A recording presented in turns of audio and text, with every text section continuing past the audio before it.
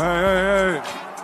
Alright, y'all, so Jaime Jaquez Jr. has been one of the big surprises of this NBA season so far.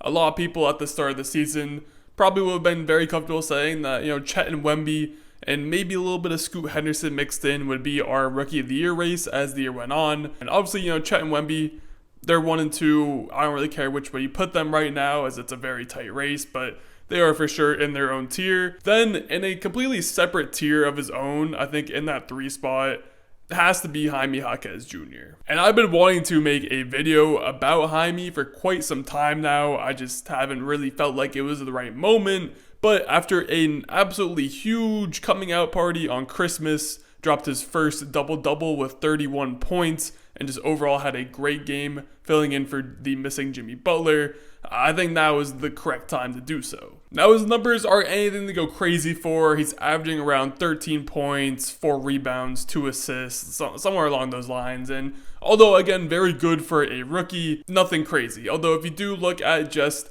the past 22 games or so, going back to the first time he logged 30 plus minutes in an NBA game, then you'll see those numbers rise up to about 16 points, 4 rebounds, 3 assists, so a slight boost.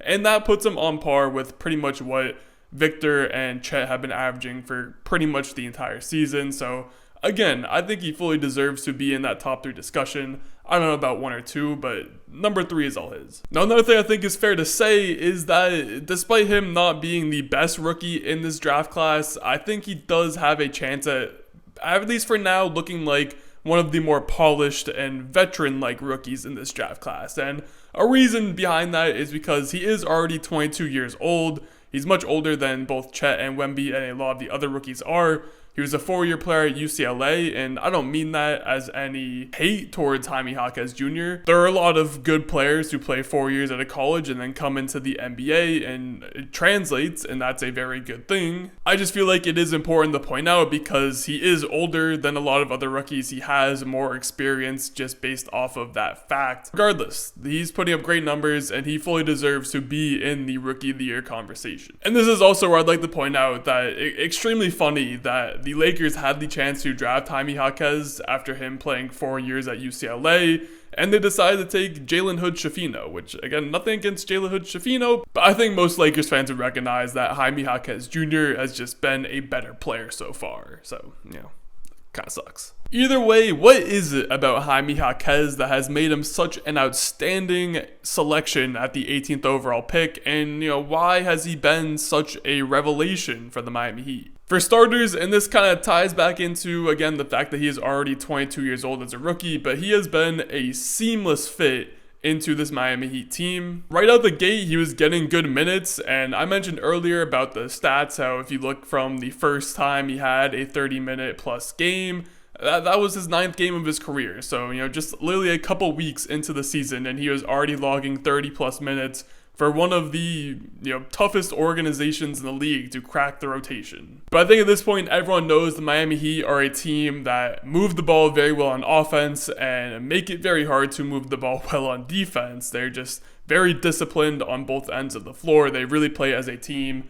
And as someone, again, who doesn't really watch much college basketball, if there was one thing that I was told about Jaime Jaquez is that he fits all of those descriptions perfectly. So it really does seem like it was a match made in heaven for the Miami Heat to be able to get him all the way at 18. And very similarly to the situation in Dallas with Derek Lively, a lot of people are saying like, oh, how did Derek Lively or Jaime Jaquez not get picked sooner in the draft? And I think a reason why we're thinking that way is because both those guys landed in probably the most perfect scenario possible that is making them look like a better player than they were projected to be, at least out the gates, obviously. And again, I'm not discrediting Jaime or Derek Lively about them not being good players. They're perfectly fine players. It's just their development has been sped up in a way because of the fact that they landed in really good situations. Miami is a team who has desperately needed just some more bodies in general at that wing 4 position.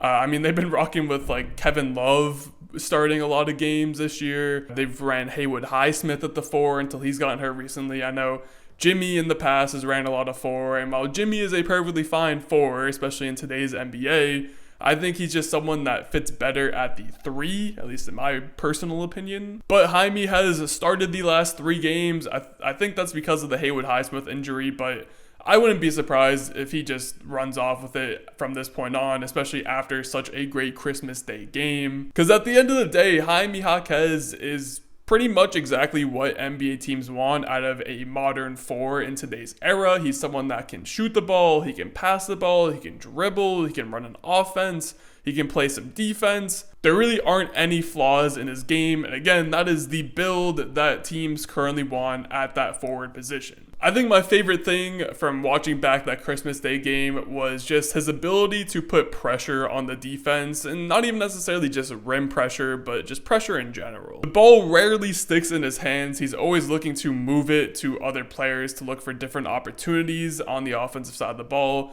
But at the same time, if the ball does stick in his hand, it's usually because the Heat give him a post up, either on the low block or over on the wing, and he usually makes good. He's very efficient when he does have the ball in his hands for a longer period of time. And when he does post up, he is extremely patient. He is excellent at using ball fakes, pump fakes, pass fakes, any kinds of fakes imaginable to find any bit of an opening to get these little post hook off or any shot off. He'll also use these pump fakes on the perimeter to let defenders, blow by him trying to block that 3-point attempt, and he'll either take it to the rack or hit a little one dribble midi like he had in this game. Plus, there's also the fact that he can generate rim pressure without even having the ball in his hands. The Sixers in the Christmas game, they started running some zone in the second half, and Jaime did a great job running baseline, either cutting from the corner to the hoop for dunks and layups, or just working the baseline in general with his off-ball movement and creating passing lanes for his teammates. He's just a very high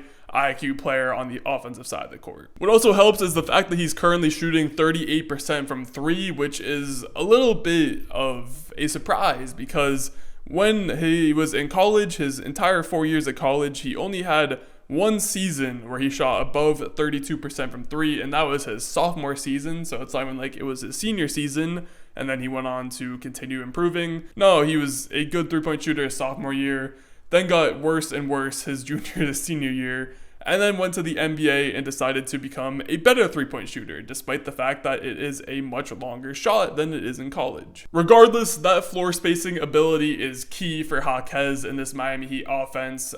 He's not someone that I feel like defenses necessarily respect yet. He does get left open quite a bit, but for now, as long as he's able to knock down those shots around a league average percentage, then there can't really be any complaints. But perhaps most importantly is that Jaime Jaquez is someone who is going to always put his best effort forward on the court at all times. Had a bunch of huge possessions in the second half where he grabbed a whole bunch of offensive rebounds. So just the fact that he's willing to attack the glass, it makes him a forward that has to be respected in the rebounding department, even though he's not the tallest guy in the court. He's listed at 6'6" on Basketball Reference, and he is a bigger guy. He's not skinny by any means like a Chet or a Wemby, but he's able to carve out position. Again, it goes back to that offensive high IQ that he has, and it all works together to allow him to create more possessions for his team. And it's a very similar idea on the defensive side of the ball. Again, he's not an all-defensive guy by any means. He's not going to blow you away with his athleticism, although he claims to have a pretty good dunk highlight reel from back in his high school days. But he plays great team defense, and that is all the Miami Heat can ask for, is just effort and playing together. And with just how good of a culture that they have, he's not a bad defender by any means, so it doesn't necessarily hurt the team. It works out perfectly fine. So again, he's not by any means going to be winning the Rookie of the Year award. He's not even going to be in the top 2 discussion, but he should at least be a finalist, 3rd at the very worst. This all again goes back to the fact that the Miami Heat would probably be the perfect spot for him to land on draft night. He has a ton of really good vets and a great coaching staff to learn from. The progress is already very evident as he has already gotten a lot better as the season has gone on. Specifically, I think having Kevin Love as a mentor will be wonders for him as a player, both offensively and defensively. They're not the exact same player. They don't have the same play style, but they share a lot of traits that could work together on the court. Either way, I've seen a lot of Heat fans saying that he'll be a good Jimmy replacement in a couple of years, and I can envision it. We'll have to see how that goes. I doubt Jimmy's going to be going anywhere anytime soon. But regardless, again, Jaime Jaquez makes this team a threat come playoff time. He is an extra wing body that they have needed in recent years. He scares me more than Caleb Martin does, despite the fact that Caleb Martin tore up the Celtics in the Eastern Conference Finals last season. I'm never going to forget that. But a lot of Heat fans have given their respect to Jaime Jaquez for good reason. He was an absolute steal, and he's someone that I think a lot of teams are going to be very upset to look back on missing in this draft in the coming years. That's all I have for this one. As always, if you enjoyed, make sure to like, comment, subscribe, all those good things, and I'll catch you on the next one.